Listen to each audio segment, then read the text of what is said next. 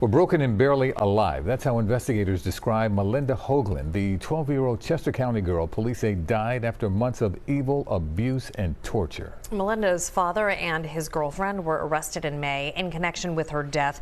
And since then, CBS News Philadelphia has uncovered the girlfriend's alarming history of child abuse and missed red flags. Investigative reporters Joe Holden and Liz Crawford spent more than a month examining possible warning signs and asking if the system failed this little girl. But first tonight, an exclusive sit-down interview with Malinda Hoagland's half-sisters. Liz joins us now with insight into how she could have been subjected to torture and abuse without anyone knowing. Good evening, guys. This was a really tough story. Sure. Yes. So the day after Malinda's father and his girlfriend were arrested on several charges related to Malinda's death, the district attorney asked this question: when was the last time Malinda was ever loved? Well, her sisters say they loved her since the day she was born. Emily Lee and Jamie Hoagland said their interactions with their little sister became less frequent in recent years. They say that was because they did not approve of their father's girlfriend. Before we air this story, I want to warn you, some of the details may be deeply disturbing to you. Investigators say it started on May 4th. Ambulance response for an unconscious person, 12-year-old female. With a 911 call from Malinda Hoagland's father, Rendell Hoagland, reporting his daughter was unresponsive after riding her bike into a tree. EMS responded. Shockingly, they found a 12-year-old girl who was broken and barely alive. Our investigation revealed that Rendell Hoagland and Cindy Warren subjected Malinda to evil and torment that no child should ever have to endure, and they did it for months. She died at the hospital. The district attorney said she had several broken bones and her organs were failing. She weighed 50 pounds. She was covered in bruises. According to the police criminal complaint, investigators found video evidence from in-home cameras going back almost a year of abuse, including videos of Malinda chained to furniture and forced to do strenuous physical exercise.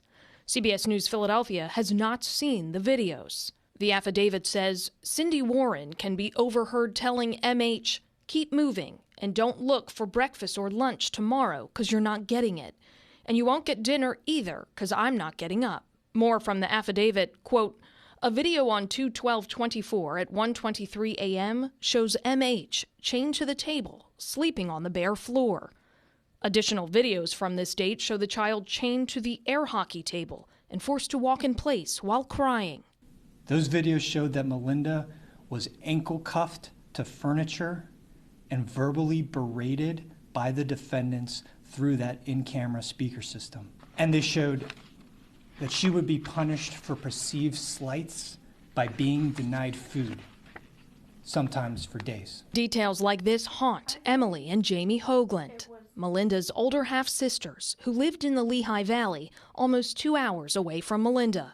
I don't think there's right words to describe anyone's response. I don't think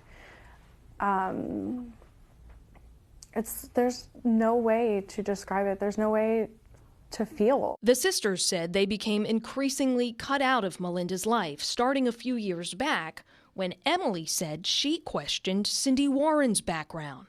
And you had just Googled and found out about her history. Correct. What was your reaction when you Googled her name? Baffled, just kind of in disbelief. We obtained court documents from 2007. Cindy Warren, seen here in the black jacket, pleaded guilty to child endangerment for her role in the repeated abuse of her 3-year-old son.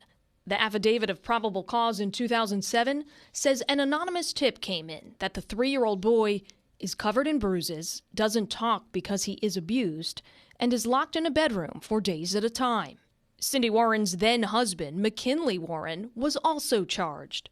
It was during this child abuse investigation involving the couple's 3-year-old son that investigators charged the couple with the death of McKinley Warren's 2-year-old daughter from 7 years prior. According to the Monroe County DA, that case had stalled because, quote, "We couldn't say definitively whether or not Warren or his wife Cindy killed the child." McKinley Warren eventually entered a guilty plea for the 2000 death of his 2-year-old daughter and is serving a maximum sentence of 50 years.